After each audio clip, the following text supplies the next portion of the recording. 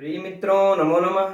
मैं हूं संजय मौर्य और इस YouTube चैनल संस्कृत कौमुदी में आप सभी लोगों का हार्दिक स्वागत करता हूं। मित्रों, हम लोग अध्ययन कर रहे हैं यूपी टीजीटी शिक्षक भर्ती 2022 के पाठ्यक्रम के अनुसार डॉक्टर बाबूराम सक्सेना की पुस्तक संस्कृत व्याकरण प्रवेशिका से स्त्री प्रत्यय का, और हम लोग टाप प्रत्यय का, गीन प्रत्यय का अध्ययन कर चुके हैं और कुछ गीस प्रत्यय का भी अध्ययन कर चुके हैं।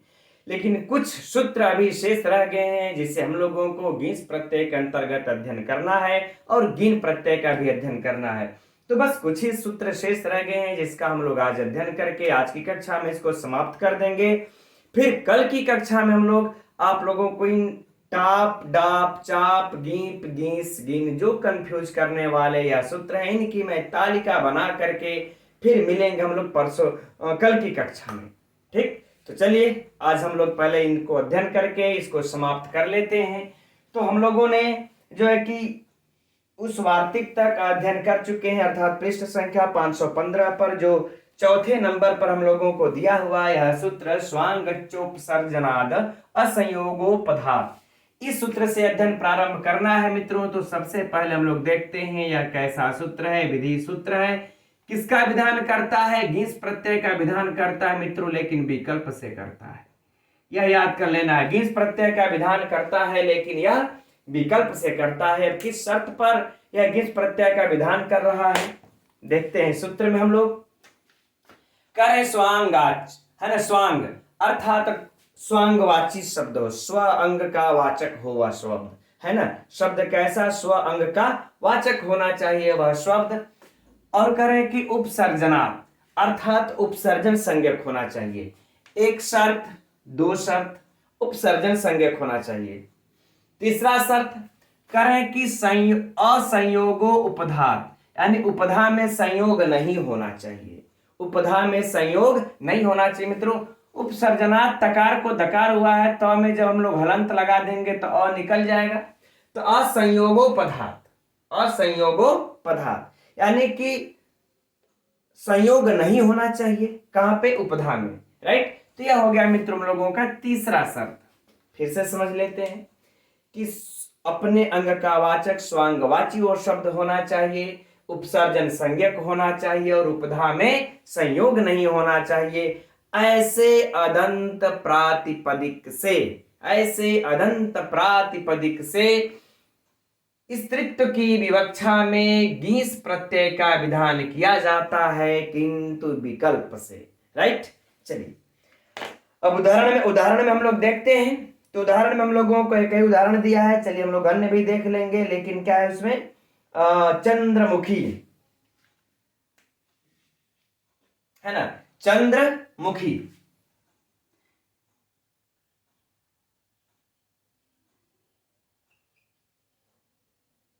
ठीक, यही दिया है उदाहरण हम लोगों के कि चंद्रमुखी, और यह दोनों बनता है मित्र हम लोगों का चंद्रमुखी और चंद्रमुखा है ना, यह दोनों बनता है। तो विकल्प से बनेगा, क्योंकि जब वो विकल्प से लगना है तो एक बार यह लगेगा, एक बार टॉप लगा लेंगे। चलिए खैर कोई बात नहीं, पहले हम लोगों को चंद्रमुखी बनाना है। तो हम लोग मित्रों क्या करेंगे? पहले का चंद्र इव मुखम यस्यासा लौकिक विग्रह कर लेते हैं। चंद्र इव मुखम यस्या सा, अर्थात चंद्रमा के मुख है, चंद्रमा के समान मुख है जिसका वह स्त्री चंद्रमुखी है ना, चंद्रमुखी। अब इसका जब हम लोग अगर विच्छेद किया जाएगा मित्रों तो चंद्रसु मुखसु, चंद्रसु अलौकिक विग्रह मुखसु, यही हो जाएगा। काफी हम लोगों ने समास का विस्तृत गहन अध्ययन कर रखा है ना। जिसने अभी तक नहीं देखा है मित्रों, प्लेलिस्ट में संपूर्ण समास की वीडियो पड़ी हुई है, लघु सिद्धांत कौमुदी के अनुसार भी, और यह जो पीजीटी के करते होंगे उस लघु सिद्धांत कौमुदी के अनुसार भी, और जो टीजीटी के कर रहे हैं वो डॉक्टर बाबूराम सक्सेना के अनुसार भी देख सकते हैं। अब इनका हम लोग जब समास कर देते हैं मित्रों तो क्या हम लोगों को प्राप्त हो जाता है? चंद्रमुख। अब यहां पर देखिए बहुव्रीहि समास होता है तो स्त्रीलिंग की जब विवक्षा हम लोगों को होगी, यह अदंत है और इसके अंत में है। और देखते हैं अब इसके नियमों को देखते हैं, क्या यह लागू कर रहा है चंद्रमुख में कि नहीं। तो पहले करें स्वांगवाची होना चाहिए। तो ये मुख कैसा है, अपना ही मुख है ना, स्वांगवाची अर्थात अंगवाचक है ना, इस तरीके से तो है नहीं ना, जैसे कि बाहर से है ना, अपने ही अंग का वाचक है मुख, तो स्वांगवाची हो गया। ठीक, अर्थात स्वांगवाची शब्द हो गया। अब इसके बाद करें कि उपसर्जन। उपसर्जन, तो मित्रों ये उपसर्जन संज्ञक भी है, क्योंकि हम लोगों का सूत्र आ जाता है सर्वोपसर्जनो बहुव्रीहि, एक सूत्र, उसके द्वारा बहुव्रीहि समास में सारे के सारे जो होते हैं उपसर्जन संज्ञक हो जाते इस सूत्र के द्वारा। तो यह जो हमारा मुख्य उपसर्जन संज्ञक भी हो जाएगा, दूसरा भी शर्त पूरा। अब उपधा में संयोग, तो ख के बाद जो उपधा है वह उ है, उसमें संयोग कहाँ है, संयोग तो है नहीं, तो क्या करेंगे, इसमें हम लोग गिस प्रत्यय लगा लेंगे एक बार विकल्प से और बना लेंगे क्या, चंद्रमुखी, चंद्रमुखी। जब हम लोगों को यह तो विकल्प से लगेगा, और जब नहीं लगेगा तब क्या करेंगे हम लोग, अजाद टाप से यहां पर हम लोग क्या प्रत्यय लगा लेंगे मित्रों, टा, है ना, चंद्रमुख, चंद्रमुख से टाप प्रत्यय लगा करके बना लेंगे चंद्रमुखा। तो याद रहे मित्रों, परीक्षा में पूछा तो यह चंद्रमुखी भी बनता है, चंद्रमुखा भी बनता है ना, यह बातें हम दोनों लोग मतलब हम लोगों को याद कर लेना है। इसी प्रकार से मित्रों अतिकेशी अतिकेशा भी बनता है। अन्य उदाहरणों में इसको नोट कर लीजिए, अतिकेशी,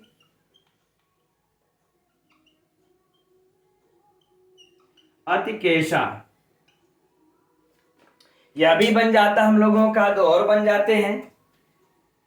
अब हम लोग आगे इसके प्रत्युदाहरणों को भी देख लेते हैं कि इनके प्रत्युदाहरण अर्थात इस कंडीशन में जब आ जाएगा तो फिर इस गिस के अतिरिक्त कौन सा विकल्प, कौन सा प्रत्यय फिर लगेगा स्त्रीलिंग की विवक्षा में। तो देखिए पहले मित्रों हो गया कि स्वांगवाची, है ना, पहला स्वांगवाची का प्रत्युदाहरण हम लोग देखते हैं। तो जैसे मान लेते हैं कि कह लें कि सुस्वेदा, है ना, सुस्वेदा अर्थात स्वेद मने क्या होता है मित्रों, पसीना होता है, कफ, पसीना, ये सब क्या है मित्रों की स्वांगवाची नहीं है ना, यह सब स्वांगवाची शब्द के अंतर्गत नहीं आते हैं। स्वेद है, पसीना है, नख है, ये सब क्या है, यह सब स्वांगवाची के अंतर्गत नहीं आते हैं। स्वांगवाची हमारा हाथ है, पैर है ना, मुख है, आंख है, कान है, ये सब हमारे स्वांगवाची हैं। इसके हालांकि जब हम लोग समास का अध्ययन कर रहे थे वहां पर मैंने इसको विस्तृत रूप में बता रखा है, अब पुनः हम समझते हैं, यहाँ पर अध्ययन की आवश्यकता नहीं है, बस ये समझते हैं हम लोग जो स्वेद है, पसीने से पसीना निकलता है ना शरीर से, जो कफ है, यह सब स्वांगवाची में नहीं आते हैं। तो जब स्वांगवाची में नहीं आएंगे मित्रों तो क्या हो जाएगा, सुस्वेद से सुस्वेदी नहीं बनेगा, तब गिस विकल्प से नहीं लगेगा, तब सीधे सीधे टाप लग करके क्या बन जाएगा, सुस्वेदा, सुकफा, क्या बन जाएगा, सुकफा, है ना, सुंदर कफ वाली, राइट। अब उपसर्जन संज्ञा है, जब तक से उपसर्जन संज्ञा नहीं होगा तो इसका भी नहीं होगा मित्रों। इसका प्रत्युदाहरण देख रहे हैं हम लोग, जैसे सीखा, इसका विकल्प से सीखी नहीं होगा, विकल्प से सीखी नहीं होगा, अर्थात यजाद टप से इसका पर अकारांत होने पर टप प्रत्यय लग करके बन जाएगा सीखा। उसी तरह से संयोग असंयोगोपधात तीसरा है, जैसे हम लोग कह सुगुल्फा, सुंदर गुल्फों वाली स्त्री या सुंदर टिट्टों वाली स्त्री जिसको हम लोग कहते हैं ना, गिट्टों वाली स्त्री, ठीक, तो सुगुल्फा। अब यहां पर मित्रों अगर हम लोग अलग अलग किया जाए तो देखिए पहले सु गुल फ है, अब फ में से अगर हम लोग अ को निकाल दिया जाए तो उपधा में हमारा संयोग प्राप्त होता है ना, और कह रहा है उपधा में संयोग प्राप्त नहीं होना चाहिए। तो जब उपधा में संयोग प्राप्त इस प्रकार से जब हो जाएगा तो फिर हम लोग यह विकल्प से तब गिंस प्रत्यय का विधान नहीं करेंगे, तब टाप प्रत्यय लग करके क्या बन जाएगा, सुगुल्फा, क्या बन जाएगा, सुगुल्फा बन जाएगा, राइट। इसी तरह से मित्रों सुपार्श्वा, यहां पर भी आप लोग देखेंगे तो संयोग संज्ञा है, सुपार्श्वा, सुहस्ता, है ना, क्या हो जाएगा, सुहस्ता। अब यहाँ पर सुहस्ती, सुंदर हाथों वाली, सुंदर पार्श्व वाली। अब इस सब में हम लोग मित्रों गीस प्रत्यय नहीं लगाएंगे विकल्प से, क्योंकि उपधा में इसके संयोग है, उपधा में इसके संयोग है, इसलिए टाप टाप टाप टाप लगा करके सुगल्फा, सुपार्श्वा, सुहस्ता इत्यादि हम लोग ये बना लेंगे। जबकि यहां पर देखेंगे तो हाथ भी इसका स्वांगवाची ही है, सारा कंडीशन है, लेकिन अच्छा उपसर्जन संज्ञक भी है, लेकिन उपधा संयोग में होने के कारण, है ना, संयोग उपधा में संयोग होने के कारण यहां पर नहीं हुआ। फाइनल। चलिए अब हम लोगों का मित्रों जो अगला सूत्र है वह है कि नख मुखात संज्ञायाम, है ना, सीधे सीधे कह दे रहे अगर कि नाम के अंत में अगर मुख शब्द यदि किसी नाम के अंत में संज्ञायाम अर्थात संज्ञा के अंत में आए, तब कह रहे हैं कि तब यह टाप प्रत्यय अरे तब गीस प्रत्यय नहीं लगेगा। फिर सब चलिए अब इतना तो हो गया, आगे इसको देख लेते हैं अब, है ना। चलिए अच्छा मैं इसको लिख लेता हूं तब समझते हैं। तो अब यहां कह रहे हैं सूत्र में कि नख मुख, यानी कि नख और मुख जिसके अंत में हो, नख और मुख जिसके अंत में हो, और संज्ञायाम, और संज्ञा गम्यमान हो अर्थात वह संज्ञा के अंत में हो, संज्ञा उसमें गम्यमान होना चाहिए, है ना। करे वह संज्ञा में हो तब करे, तब आप घीस प्रत्यय को विकल्प से भी नहीं लगाएंगे, सिर्फ और सिर्फ जो होना है टाप इत्यादि उसी को लगाएंगे। राइट, फिर से समझ लेते हैं, नख और मुख जिसके अंत में हो लेकिन करे संज्ञा गम्यमान हो, संज्ञा हो, तो फिर आपको घीस नहीं लगाना है। उदाहरण देखते हैं। उदाहरण मित्रों क्या हम लोगों का शूर्पणखा, है ना,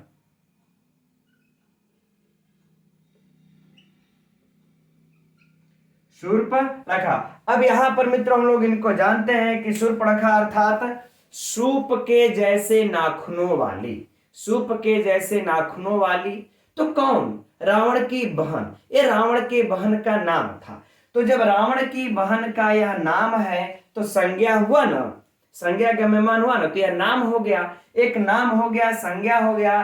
तो ये जो नख लास्ट में आकर नकार को डकार हुआ है, सभी लोग जानते हैं, यहां पर उसकी चर्चा करने की आवश्यकता नहीं है ना।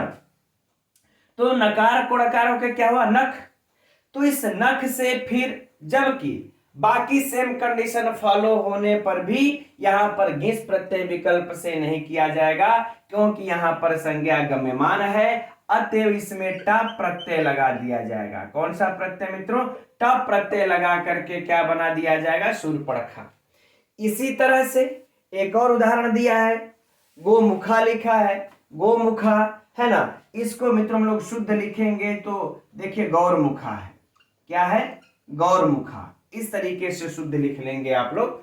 गौरमुखा अर्थात कहने का भाव इनका है कि गौरमुख वाली कोई स्त्री, यह नाम है, यह गौरमुख वाली स्त्री, है ना, गौरमुख वाली अर्थात कोई स्त्री, यह नाम है मित्रों। तो यहां पर भी संज्ञा गम्यमान होने पर मुख से देखिए सारे नियम लागू होने पर भी यहां पर घीस प्रत्यय न होकर के कौन सा प्रत्यय लग गया मित्रों, यहां पर भी टाप, अजादतस टाप सूत्र के द्वारा गौरमुखा बन गया। आगे बातें समझ में, है ना। अर्थात गौरमुख वाली कोई स्त्री का नाम है, मान ले तो गोरे मुख वाली थी, उसको सब लोग जो है कि गौरमुखा गौरमुखा गौरमुखा कहने लगे। जैसे रावण की बहन का कान सूप के तरह था तो उसको लोग सुर्पणखा सुपर्णखा सुपर्णखा कहने लगे, है ना, सुर्पणखा इत्यादि कहने लगे। कान था करे सूप के तरह, उसका नाखून थे, कान पे जा रहा है ध्यान बार बार, है ना, सूप के तरह उसके जो है नाखून थे, इसलिए जो है कि शूर्पणखा कहलाने लगी। राइट, चलिए ठीक, बढ़ते अब हम लोग आगे। अब अगला सूत्र है उंगुता। ठीक, अब मित्रों हम लोगों का घिस प्रत्यय समाप्त हो चुका है। अब स्त्रीलिंग की विवक्षा में उंग प्रत्यय का विधान कर रहे हैं। तो देखते हैं हम लोग इस सूत्र को, यह कैसा सूत्र है, विधि सूत्र है, किसका विधान कर रहा है। तो यह उंग प्रत्यय का विधान कर रहा है। अब इस उंग प्रत्यय में मित्रों अंगा का संज्ञक होकर के लोप होकर के क्या शेष बच जाता है, बड़ा ऊ, यानी दीर्घ उकार हम लोगों का शेष बच जाता है। लेकिन प्रश्न उठता है कि किस कंडीशन में यह उंग प्रत्यय का विधान कर रहा है। तो कह रहे हैं कि ऊ जिसके अंत में हो, ऊ जिसके अंत में हो, उदंत हो, ऊ प्रत्यय हो, कह रहे जिसके अंत में हो, और कह रहे क्यों। अब बाकी अनुवृत्ति ले लेंगे मित्रों हम लोग पीछे से। उपधा में य न हो, उपधा में य न हो, और कह रहे वह जातिवाचक भी कोई शब्द हो, तब ऐसे प्रातिपदिक शब्दों से स्त्रीत्व की विवक्षा में उंग प्रत्यय का विधान किया जाता है। उदाहरण के लिए मित्रों हम लोगों की पुस्तक में दिया हुआ है कुरु, है ना। चलिए हम सरल से उदाहरण में ही समझते हैं। कुरु, अब इससे मित्रों हम लोग उंग प्रत्यय लगा लेंगे, ठीक है ना। कुरु में से जब उंग प्रत्यय लगा लेंगे, बाकी इसमें बातें तो और भी बहुत हैं, लेकिन मैं समझता उधर जाएंगे आप लोगों को नीरस लगेगा, जाने का कोई मतलब भी नहीं है। तो कुरु जाति की स्त्री, तो हम लोग जब ये दीर्घ उकार लगा देंगे मित्रों तो क्या हो जाएगा, कुरु। ये इसको दीर्घ रुकार कर लीजिएगा आप लोग, है ना। इसको दीर्घ रुकार जिस प्रकार से लिखते हैं उस प्रकार से करके, है ना, कुरु कर लेंगे यहाँ पर। तो क्या हो जाएगा, कुरु, अर्थात कि कुरु जाति की स्त्री, कुरु जाति की स्त्री। तो यहाँ पर मित्रों हम लोग देख रहे हैं, यहाँ पर लास्ट में अंत में उकार है, उपधा में यह भी नहीं है, और यह जातिवाचक शब्द भी है, तीनों नियम लागू हो रहे हैं। अब हम लोग इससे उंग प्रत्यय लगा करके क्या बना लेंगे, कुरु, फाइनल। चलिए अब आगे हम लोगों का अब अगला सूत्र आ जाता है। अगला सूत्र क्या आ जाता है हम लोगों का, उत्तर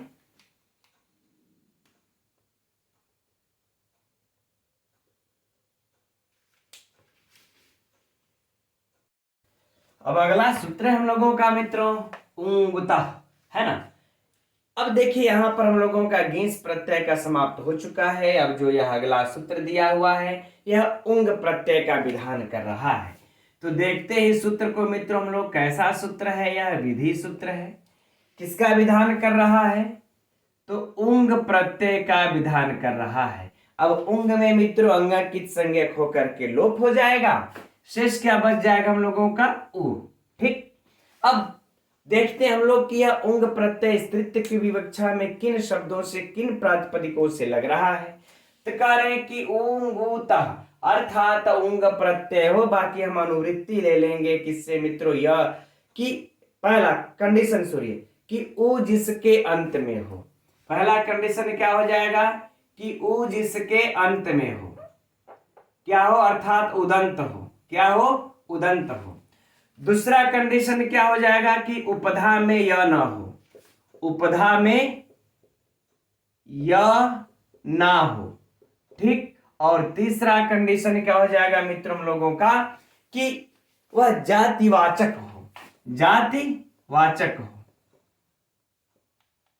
ठीक। अब इन तीन शर्तों को जब पूरा करेगा तो इस स्त्रीत्व की विवक्षा में यह उंग प्रत्यय का विधान किया जाता है। जैसे देखते हैं हम लोग, जैसे कुरु, कुरु। अब इससे मित्रों तस्यापत्यम के अर्थ में जाकर के और भी प्रत्यय लगाते हैं हम लोग, उस प्रक्रिया को छोड़ देते हैं, सीधे सीधे हम लोग इस पर आ जाते हैं। कुरु जाति की स्त्री, कुरु जाति की स्त्री, तो जातिवाचक हुआ तो हमारा ये वाला नियम पूरा हुआ। और उपधा में कह रहे हैं कि यह ना हो, उपधा में यह ना हो, तो इसके उपधा में यह है नहीं, और उदंत हो, हमारा उदंत भी है, तीनों नियम पूरा। तो जब तीनों नियम पूरा हो गया तो हम लोग आराम से उंग प्रत्यय को लगा करके क्या बना लेंगे मित्रों, उरु। अब यहां पर हम लोग दीर्घ रुकार कर लेंगे, हो जाएगा कुरु। आगे बातें समझ में, कोई समस्या नहीं, ठीक। चलिए अब आगे देखते हैं। अच्छा, इसी तरह से जैसे अध्वर्यु है, अध्वर्यु में भी देखेंगे उकार तो है लेकिन उपधा में य है, तो इससे हम लोग उंग प्रत्यय नहीं कर सकते, खैर छोड़ देते हैं इसको, प्रत्युदाहरण था। अब अगला हम लोगों के पुस्तक में इसी के आगे जस्ट सूत्र दिया हुआ है मित्रों, कौन सा हम लोगों का है ना, उरुत्तर पदा,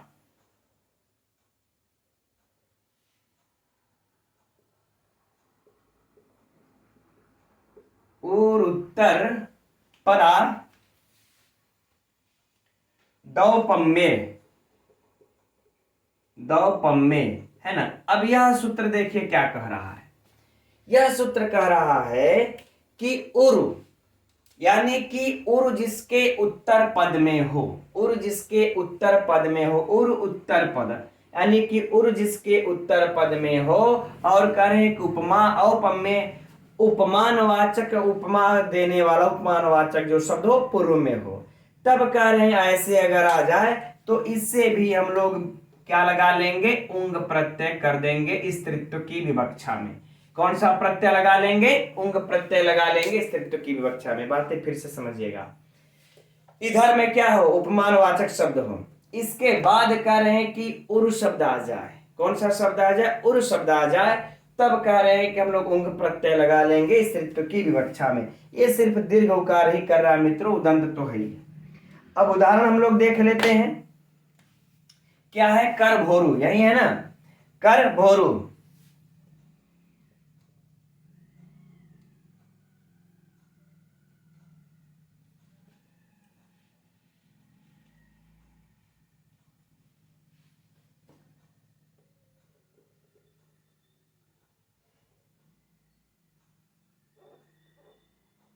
थोड़ा सा दीर्घ दीर्घ ही पहले, चलिए अच्छा हरस लिख लेते हैं।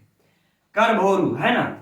अब यहां पर मित्रों क्या हो जाएगा, करभव ईरु, करभव इव उरु यस्यासा, यानी करभ के समान जांघ वाली स्त्री, करभ के समान जांघ वाली स्त्री। ठीक। अब यहां पर मित्रों हम लोग देखेंगे कि करभ, देखिए यहां पर यह उपमानवाचक शब्द हो गया, और बाद में देखिए यह उरु शब्द आ गया। यहां पर तो गुण संधि हुई है, कोई समस्या है नहीं, है ना।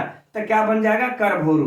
तो यहाँ पर करब शब्द हमारा उपमानवाचक है, और यह जो है उरु शब्द है, तो हम यहां से अब उंग प्रत्यय को लगा सकते हैं, है ना।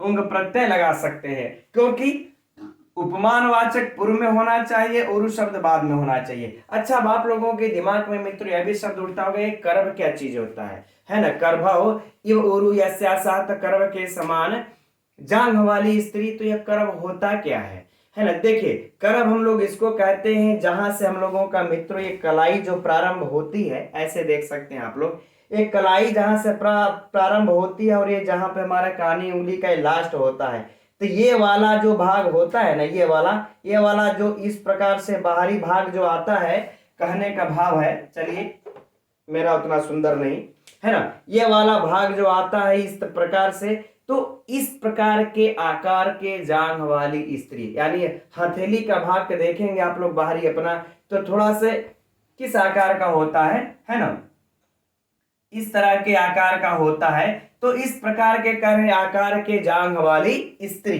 है ना, ये हो, इसको कर्भ बोलते हैं। इसके ऊपरी भाग को इसको क्या बोलते हैं, कर्भ बोलते हैं। तो इस प्रकार के आकार के जांघ वाली स्त्री मित्रों हम लोग बना लेंगे, क्या हो जाएगा, करभोरू। दीर्घ रुकार कर लेंगे, हो जाएगा कर्भ, करभोरू, दीर्घ रुकार करके, राइट। ठीक। अब यही मित्र हम लोगों का उंग प्रत्यय में सिर्फ हम लोगों के दो ही सूत्र दिए हुए हैं, ज्यादा तो दिए नहीं है।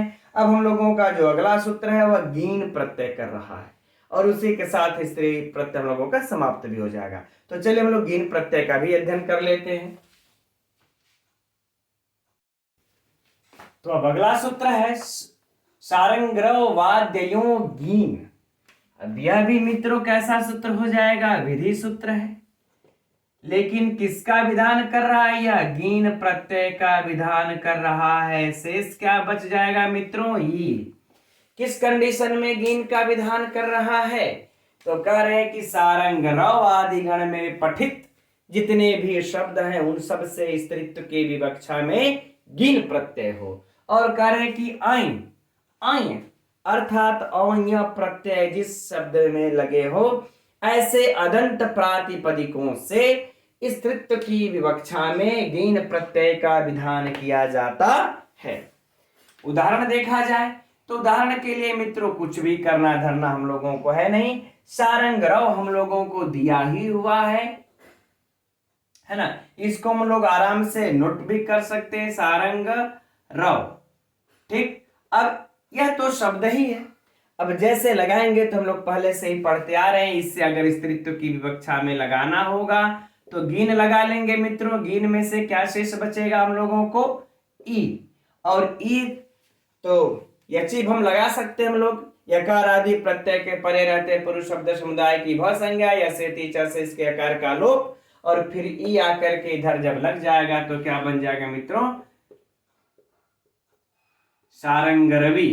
क्या बन जाएगा, सारंगरवी। फाइनल, ठीक। यह हो गया इस सारंगराव के गढ़ का उदाहरण। अब देखिए हम लोग देखते हैं इस अय वाला उदाहरण। तो अय वाले उदाहरण मित्रों पहले वैध शब्द होता है, वैध से अय प्रत्यय लगा लेंगे। कौन सा प्रत्यय लगा लेंगे, अय प्रत्यय, है ना। गोत्रापत्य अर्थ में गोत्राविद शब्द होगा। देखिए यहां पर मुझसे मिस्टेक हुआ, है ना। वैध तो कब बनेगा, जब इससे लग जाएगा तब बनेगा, यह ऐसे नहीं बनेगा, है ना। तो यहां पर पहले विद शब्द रहेगा, विद शब्द से अय प्रत्यय लगा लेंगे गोत्रापत्य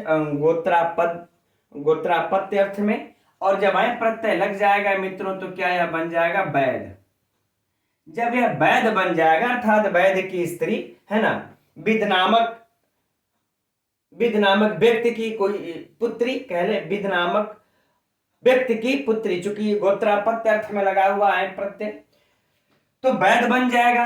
अब इस वैध से अब अय प्रत्यांत यह शब्द विद हुआ, तो यहां पर कह रहा है कि अय प्रत्यय जिसके अंत में हो उससे स्त्रीत्व की विवक्षा में गिन लगा करके मित्रों हम लोग क्या बना लेंगे, वैदी। क्या बना लेंगे, वैदी, अर्थात विद नामक व्यक्ति की कोई स्त्री, राइट, है ना। चलिए अब इसके बाद देखिए आगे मित्रों हम लोगों के एक और सूत्र लिखा हुआ है कि नरयोर वृद्धिश्च, हमारे में मिट गया है, अगर आप लोगों में दिया हो तो ठीक है, नहीं दिया होगा तो इसको लिख लीजिएगा। नृ नर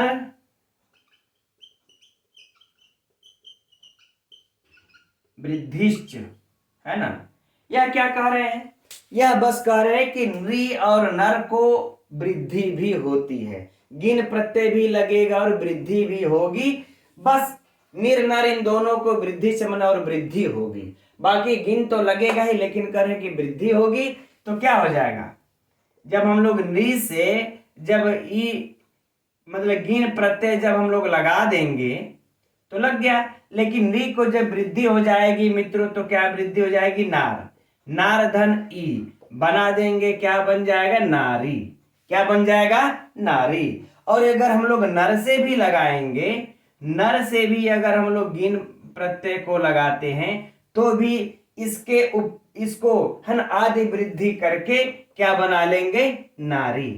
ठीक, तो चाहे नृधन गिन हो, है ना मित्रों, चाहे नृधन गिन हो चाहे नर धन गिन हो, क्या बन जाएगा हम लोगों का, नारी आदि वृद्धि होकर के गिन प्रत्यय लग करके। तो यह भी परीक्षा के लिए महत्वपूर्ण है कि नारी में कौन सा प्रत्यय है, तो गिन प्रत्यय है ना।